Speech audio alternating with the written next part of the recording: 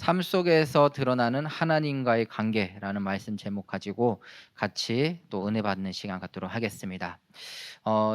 지난주부터 지난주까지 이러한 부부 관계 속에서 우리가 하나님의 이 그를 통해서 하나님 이 그리스도가 머리 되시고 또 그 머리 되신 예수님께서 우리를 이끌어 가신다라는 부분들을 우리가 확인했습니다.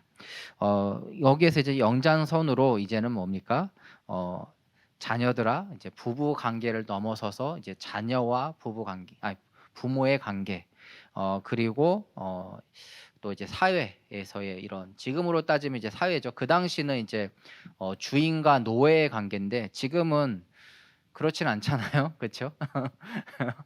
우리가 뭐 그런 그런 느낌은 받고 우리가 일을 하긴 하지만 우리가 노예는 아니잖아요. 그쵸? 그래서 우리가 이제 사회생활 속에서 그 안에서도 하나님과의 그 관계가 있다라는 것이에요. 바울이 이제 그런 여러 가지 부분들을 가지고 일상 우리의 생활, 삶 속에서 그런 주제들을 가지고 바울이 지금 우리에게 그 속에서 하나님과의 그 관계를 먼저 바라봐라라는 것을 그 메시지를 지금 던지고 있는 것입니다. 그래서 첫 번째로 그리스도의 사랑과 이 복음을 삶 속에서 누려라라고 했어요. 자녀들아 주 안에서 너희 부모에게 순종하라. 이것이 옳으니라. 내 아버지와 어머니를 공경하라. 이것은 약속이 있는 첫 계명이니 이로써 내가 잘되고 땅에서 장수하리라. 이 첫 계명이라는 것은 뭐냐면은 십 계명을 이야기하는 겁니다. 십 계명.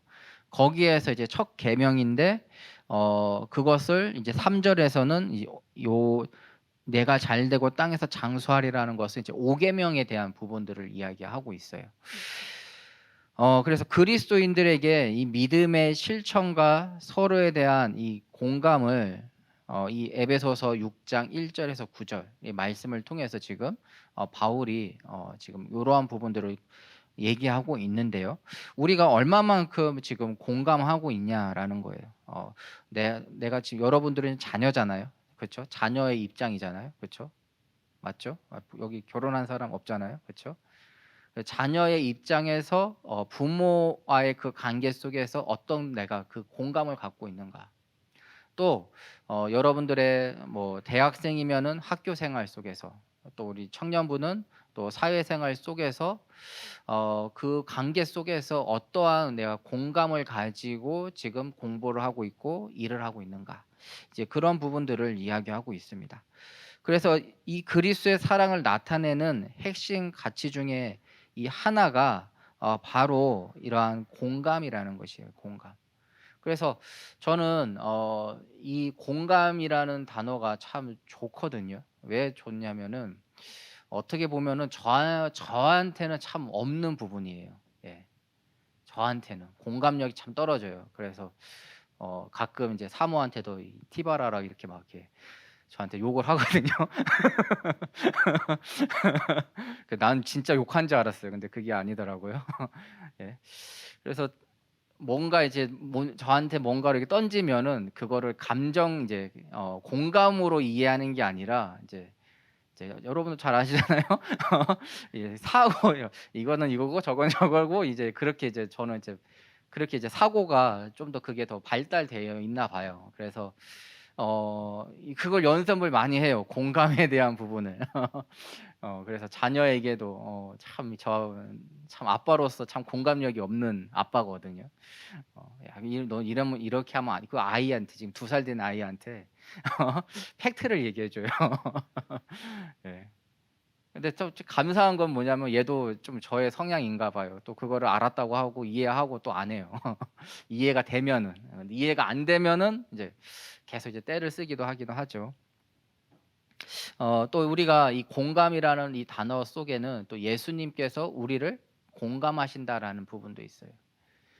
그래서 이것을 단순히 예수님께서 하나님께서 말씀을 그 언약의 말씀을 주셨기 때문에 그것을 성취하기 위해서 이 땅에 오셨다라는 그 부분도 있지만 더 중요한 거는 예수님께서 성육신 되어 우리와 같은 인간으로 이 땅에서 삶을 사시면서 우리의 죄를 체험하시고 공감하셨다라는 거거든요. 그게 이제 성경 이제 신학적 용어는 체휼이라고 해요. 그런 부분. 체휼이라는 단어를 써요. 그래서 단순히 예수님께서 언약을 성취하시기 위해서 십자가에서 죽으시고 부활하신 것이 아니라 우리를 공감하셨다라는 거예요. 우리의 죄를 공감하셨다. 그리고 그걸 가지고 예수님께서 우리 대신에 대속물로 십자가에서 죽으시고 또 우리를 구원하시기 위해서 부활하셨다. 그 이제 체휼이라는 그 신학적 용어 안에서 그런 이제 이런 부분들이 우리가 이렇게 대화를 나눌 수가 있습니다. 참 그래서 우리 또한 어떻게 우리가 영접을 하고 예수님을 나의 구주로 믿고 이렇게 할 수가 있을까요? 어떻게? 어떻게 할 수 있을까요? 어떻게? 그게 바로 공감이거든요. 근데 그 공감이라는 게 조금 다른 게 뭐냐? 우리가 그 예수님의 십자가를 지시고 한 그것을 내가 공감했다. 내 머리로 공감했다. 내 마음으로 공감했다. 이전에 하나님의 은혜의 선물로 우리가 공감되어진 거예요. 그 예수님의 그 십자가가 그냥 십자가가 아니라 날 위해 나를 구원하시기 위한 십자가라는 것을 하나님께서 은혜의 선물로 우리를 공감하시게 했다. 그래서 그 은혜로 우리가 이렇게 하나님의 자녀로 우리 예수 그리스도를 내 마음의 주인으로 이렇게 영접하고 하나님의 자녀로서 이렇게 우리가 인도받고 있는 것입니다. 그래서 자녀들은 이 부모님에게 순종하고 부모님들은 자녀를 선하게 또 양육하고 가르치는 이 은혜가 우리가 서로 동반되는 것인데 이 안에 이 가장 중요한 베이스가 뭘까요? 가장 중요한 베이스가 어떻게 부모가 자녀를 양육하고 가르칠 수 있냐라는 거예요. 요즘에 보면은 뉴스에 보면은 이제 뭐 어떤 참 우리가 다 알고 있는 그 대학 출신의 내가 부모인데 아이를 어떻게 이렇게 할 수 있냐 막 그런 뉴스도 나오기도 하고 그렇죠. 뭐 어떤 분은 이제 우리 자녀가 뭐 이 왕의 뭐라고요? 왕의 피라 그랬나? 하여튼 뭐 그걸 받은 안 돼. 어떻게 그렇게 할 수가 있냐 막 여러 가지 막 세상에 이런 이슈들이 있습니다. 그런데 이게 뭐냐면은 그럼 우리는 어떻게 자녀를 양육하고 또 우리는 어떻게 우리는 양육받아야 되냐라는 거거든요. 그것은 바로 이 기본적인 이 베이스가 뭐냐? 이 복음, 예수 그리스도의 그 은혜와 사랑과 그 긍휼로 우리가 부모로서 그 부분을 먼저 누리고 그걸 가지고 자녀를 가르치고 양육해야 된다라는 거예요. 그 자녀도 그 안에 뭡니까? 그 삶의 그 베이스에 뭐가 있는 건가요? 예수님의 그 십자가에서 죽으심과 부활이라는 그 언약, 복음과 또 하나님의 그 말씀이라는 그 말씀들이 자연스럽게 부모를 통하여서 스며드는 거예요. 자연스럽게. 그래서 여러분들은 이제 대학 청년부이지만 이걸 여러분들을 대학 청년부의 시선으로 볼 때는 여러분들은 되게 지금 뭐랄까 역동적이고 가장 하나님께 영광 돌리고 이제 그렇게 눈으로 봐요.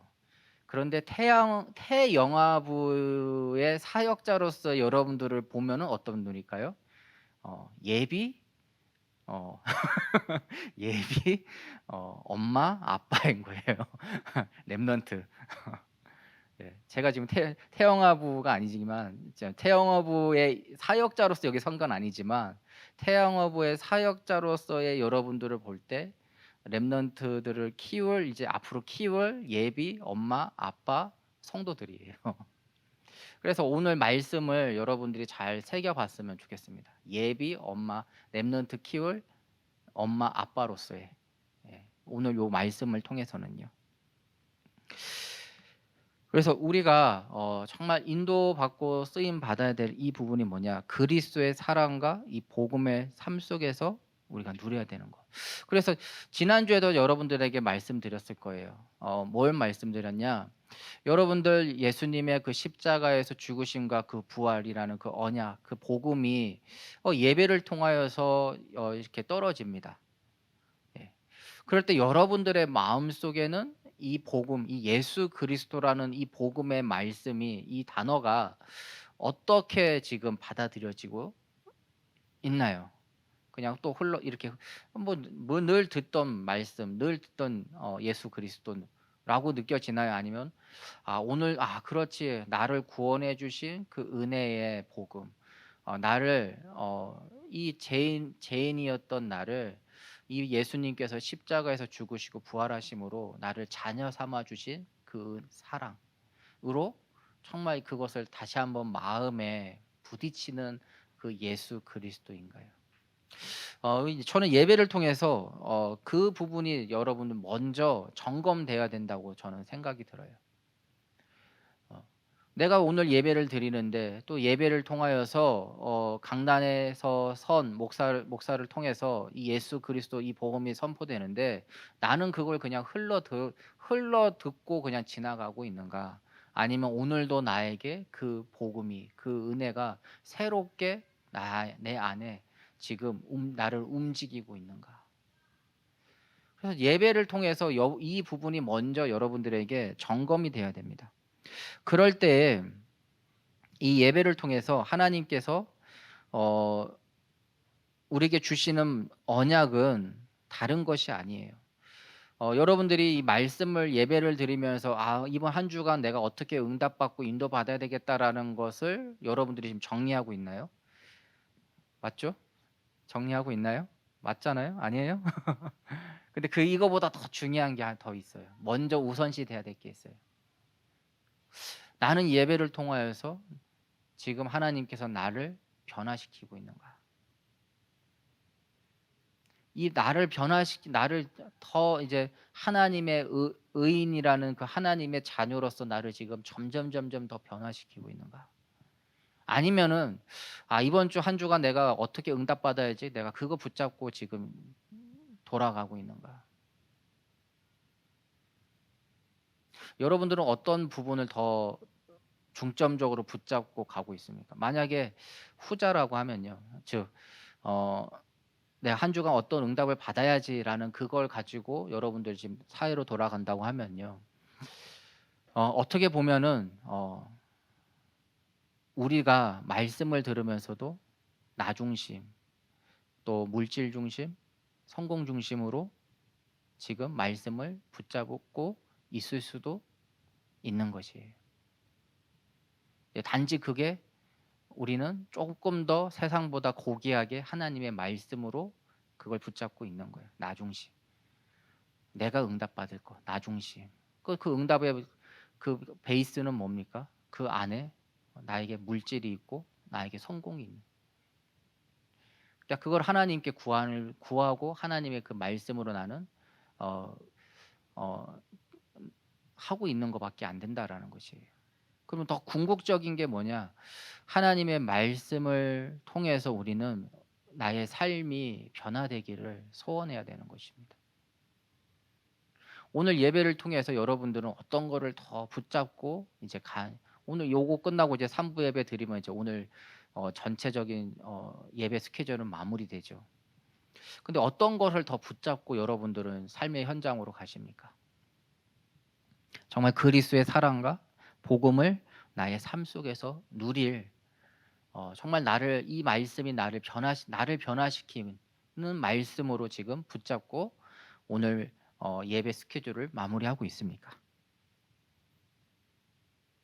그것을 한번 점검해 보시기 바랍니다. 우리가 맺고 있는 다양한 관계들 속에서 그 안에 이 내가 그 현장에서 또 가정과 또 사회 현장 속에서 내가 생각하고 내가 판단하고 사는 것 같지만 그거는 세상 사람들은 그렇게 해요. 근데 우리 그리스도인이라고 한다고 하면요. 우리는 그러한 관계 속에서 어떻게 인도받아야 되냐? 그리스도 안에서 하나님을 경외하는 삶을 기준으로 모든 것이 재해석되어야 되는 것이에요. 여러분들의 삶, 여러분들이 지금 일하고 있는 그 직장 현장, 또 여러분들이 공부하고 있는 그 대학 현장, 또 여러분들의 가정의 그 현장 속에서 정말 나는 하나님을 경외하는 삶으로 나는 그 현장에 내가 지금 있는가? 그러면은 나의 생각과 나의 마음가짐과 또 나의 이러한 말과 판단들이 다 바뀌게 될 것입니다.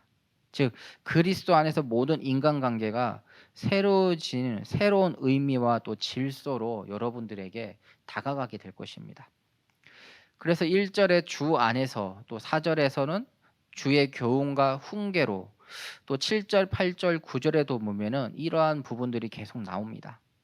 그래서 우리가 자녀들아 1절에 주 안에서 너희 부모에게 순종하라. 자녀들아 너희 부모에게 순종하라라가 아니라 뭐라고요? 주 안에서.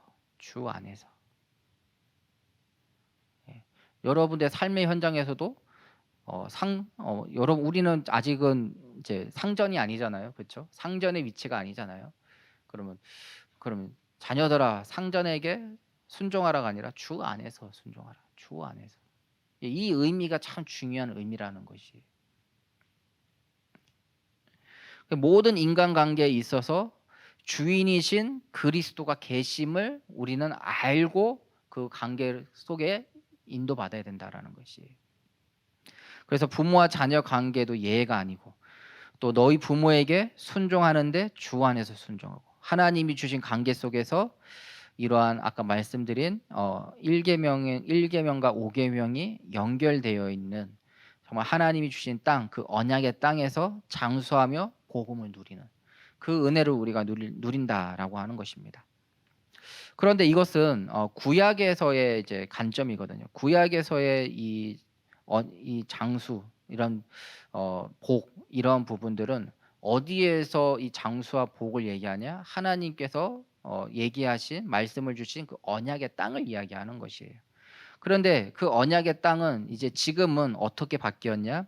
예수님의 그 십자가 사역으로 그리스도 안에서 이 언약의 땅이 성취가 되었습니다. 그래서 우리는 지금 어떻게 그러면 누려야 되냐? 그냥 장소적인 개념이 아니라 내가 오늘 예수 그리스도를 누리는 가운데에서 이러한 관계를 가지고 있는가? 예수님 하나님, 지금 바울은 이제 그 부분을 지금 에베소 교회에 꼬집고 있는 것이에요.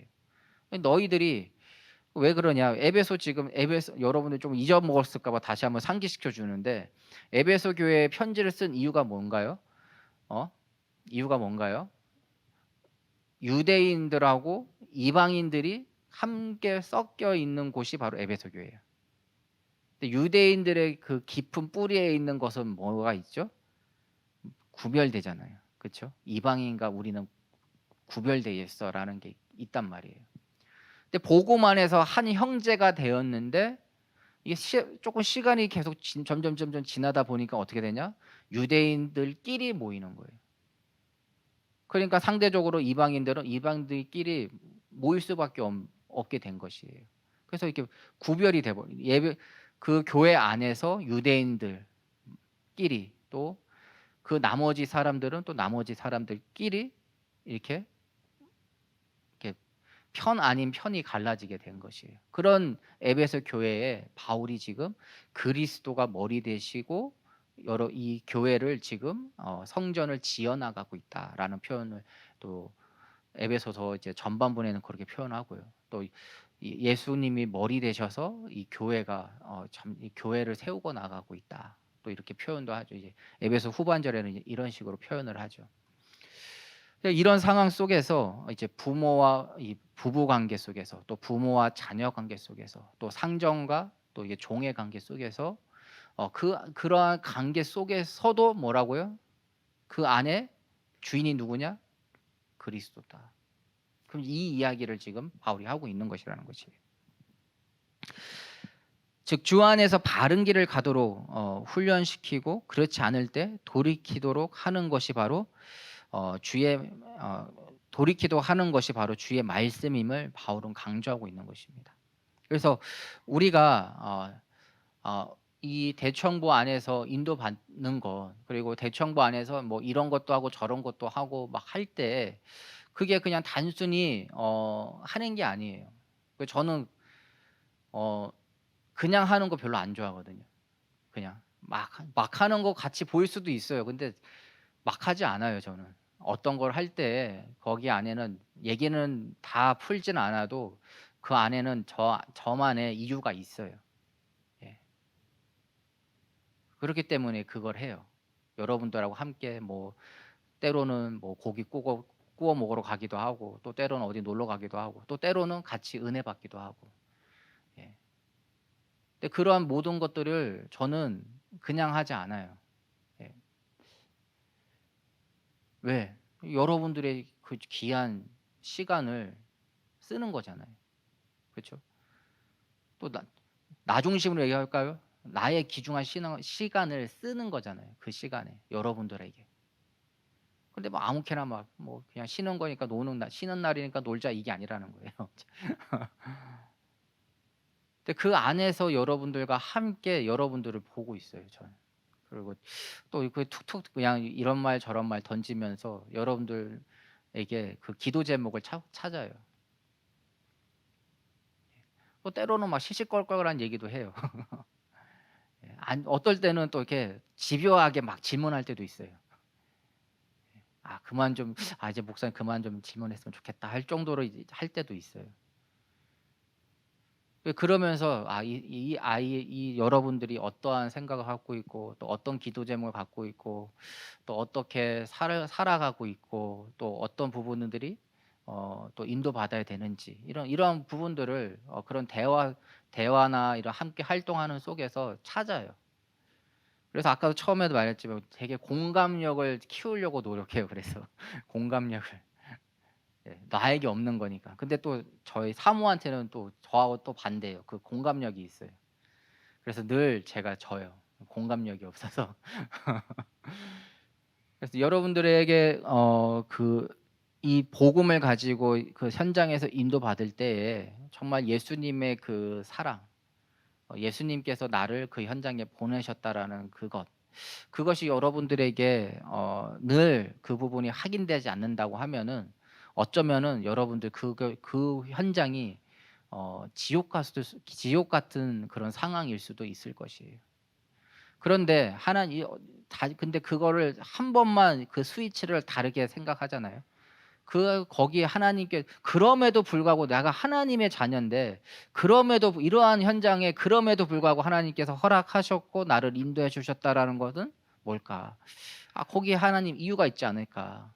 그러니까 우리가 거기에서부터 한번 기도해 보는 겁니다. 예. 나를 알고 또 이 현장을 아는데 하나님은 나를 이 현장에 가기로 보내시기로 허락하셨다라는 거예요. 그러면 그 안에 이유가 있다. '하나님께서 나를 보내신 이유가 있지 않겠나.'라는 생각을 하게 되잖아요. 그렇죠? 그럼 거기에서 우리가 기도해 보는 거예요. 그 말씀을 붙잡고. 근데 제일 중요한 건 뭐냐? 그 말씀 속에서 이유를 찾는데 나의 삶이 변화돼야죠.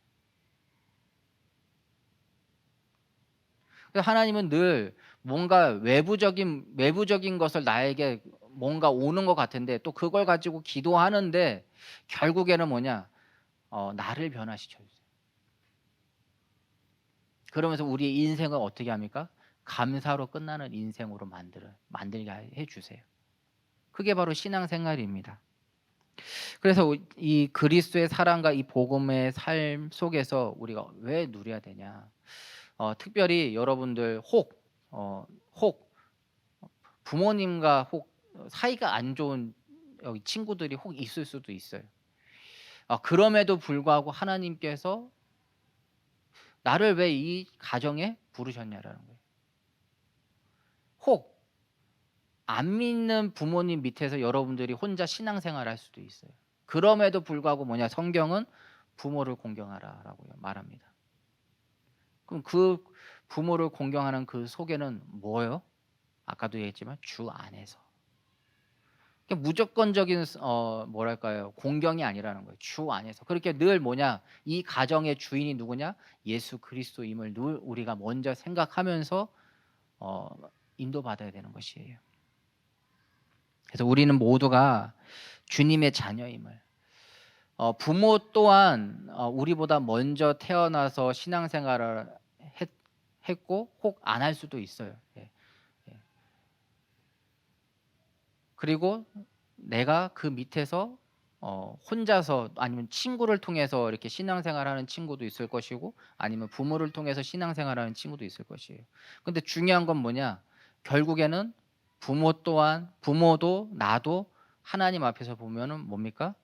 하나님의 자녀라는 것이. 하나님의 자녀라는 것이. 그것을 우리가 늘 기억하면서 여러분들 정말 주 안에서 여러분들의 부모님을 공경하시기 바랍니다. 그리고 두 번째로 사회생활에 관해서 이 복음의 삶을 누려야 됩니다. 5절에서 7절에 종들아 두려워하고 떨며 성실한 마음으로 육체의 상전에 순종하기를 그리스도께 하듯 하라라고 했어요. 바울은 이 바울의 겉면은 어떤 거냐?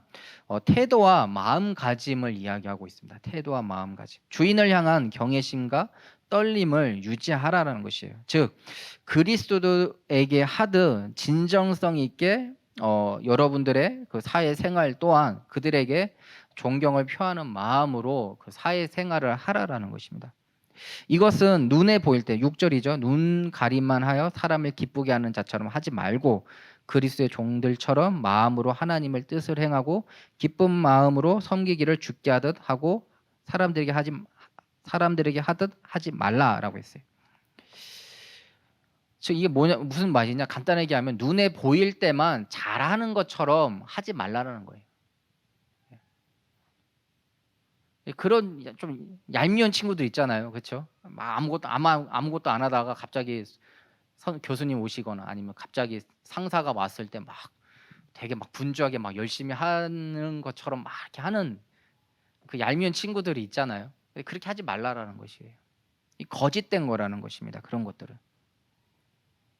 그래서 우리가 마음으로 하나님의 뜻을 이루기 위한 삶을 살듯이 우리가 하나님이 눈에 보인다고 해서 하나님의 뜻대로 내가 살려고 합니까? 아니잖아요. 눈에 보이지 않지만 내가 오늘 말씀으로 나의 삶이 변화되고 또 그 말씀을 통해서 한 주간 하나님의 뜻을 이루는 삶으로 인도받으려고 여러분들이 그런 삶을 현장에서 살고 있잖아요. 그렇죠? 하나님이 꼭 내 눈에 보이기 때문에 하는 게 아니잖아요. 그렇듯 여러분들의 사회 현장에서도 그렇게 하라라는 것이에요. 하나님의 뜻을 이루며 살아가는 것처럼 여러분들의 사회 생활도 그렇게 하라라는 것이에요. 눈에 보인다고 해서 잘하는 척, 눈에 안 보인다고 해서 아무것도 안 하고 그러지 말라라는 것이에요. 그래서 사회생활도 뭡니까? 거짓 섬김이 아닌 마음으로 하는 자. 이게 바로 그리스도인이라는 것이에요. 이렇게 함으로써 우리의 삶을 통해서 그리스도를 나타내는 삶을 살 수 있음을 바울은 역설하고 있는 것입니다. 그래서 우리의 삶을 통해서 하나님께서는 늘 인도해 주십니다. 여러분들이 가만히 생각해 보세요. 여러분들이 막 그냥 노방 전도라고 하잖아요. 그렇죠? 그냥 막 밖에 나가서 복음 전할 때 그거 그렇게 해서 복음 받는 친구들이 있죠. 그렇죠? 그리고 한두 번 교회는 올 수 있어요. 근데 더 정착이 되는 분들은 어떤 분인지 아십니까? 여러분들의 삶을 보면서 복음을 받은 분들은 그냥 길거리에서 아무 그런 것 없는 사람을 우리가 복음 전해서 교회화 되는 것보다 여러분들의 삶을 보면서 나도 저 친구처럼 나도 저 사람처럼 내가 신앙생활을 해봐야 되겠다라는 그 마음을 가지고 신앙생 시작하는 분들이 오히려 더 이 교회 안에서 또 같은 성도로서 인도받는 것이 더 많습니다. 그래서 여러분들의 이 삶이 참 중요한 것이에요. 우리의 삶이 눈에 보인다고 해서 막 잘하는 척, 눈에 안 보인다고 해서 막 하는 것, 그게 아니라는 것이에요. 예. 좀 더 쉽게 설명하면은 경찰 앞에서 무단횡단 안 하잖아요. 그렇죠? 근데 경찰 없을 때 어떻게 해요? 급하면 하잖아요. 예? 저만 하나요? 예, 하잖아요. 그러지 말라는 거예요. 눈에 보이든 안 보이든. 예. 저는 그걸 어디서 배웠냐면은 일본에서 배웠어요. 일본에는 그 토마레라는 글씨가 있거든요. 그 자동차 이제 보면은 도로에 보면 토마레라는 글씨가 있어요. 그건 뭐냐면은 무조건 일단 정지인 거예요. 무조건. 이유 없어요. 사람이 있든 없든 무조건. 사람이 없어도 무조건. 새벽 3 인데요. 무조건. 무조건 서야 돼요. 근데 그게 경찰이 있냐 없냐 상관없이 다 서요. 근데 그 문화가 언제부터 됐냐? 처음부터 그러진 않았어요, 일본도.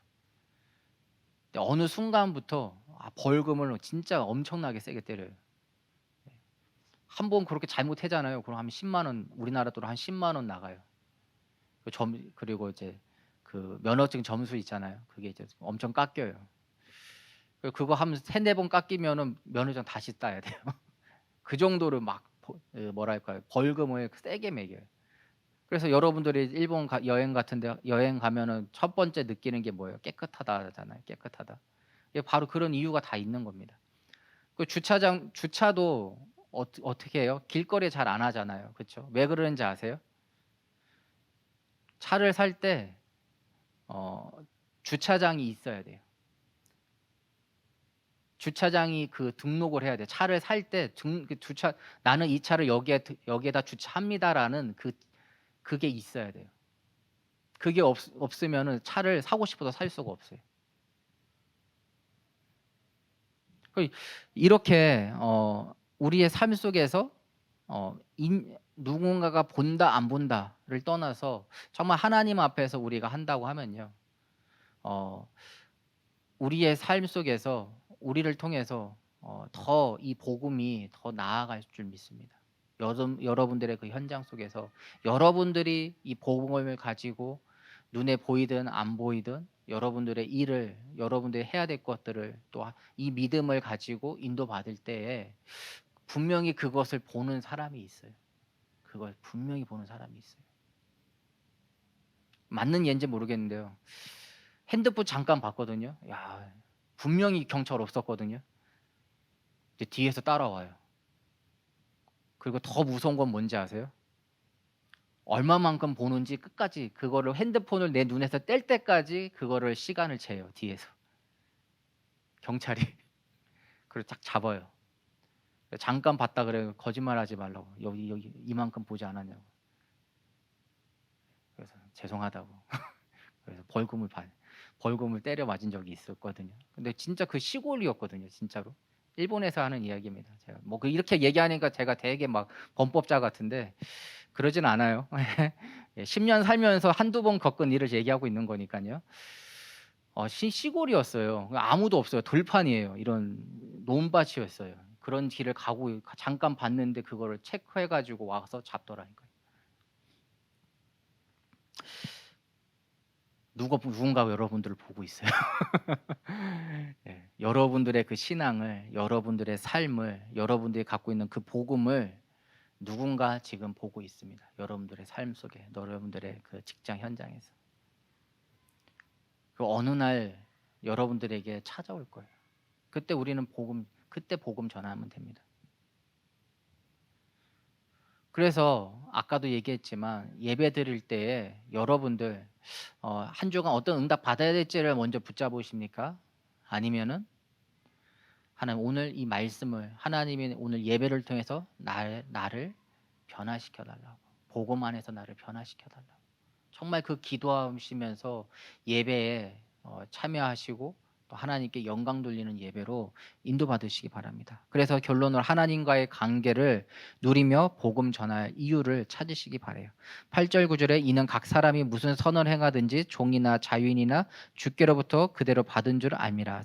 상전들아 너희도 그들에게 이와 같이 하고 위협을 그치라. 이는 그들과 너희의 상전이 하늘에 계시고 그에게는 사람을 외모로 취하는 일이 없는 줄 너희가 알미라. 어느 위치에 있든지 우리의 삶은 눈에 안 보이는 진정한 주인이 되시는 그 주님에 대해서 의식하면서 우리가 인도받아야 됩니다. 정말 여러분들 현장에서 그 현장을 하나님께서 여러분들에게 허락하신 현장이에요.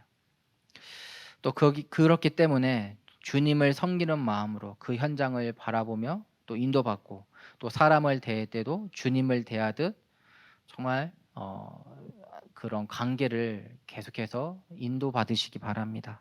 이것이 오늘 바울이 에베소서 6장 1 절에서 9 절에서 우리에게 권면하는 내용입니다.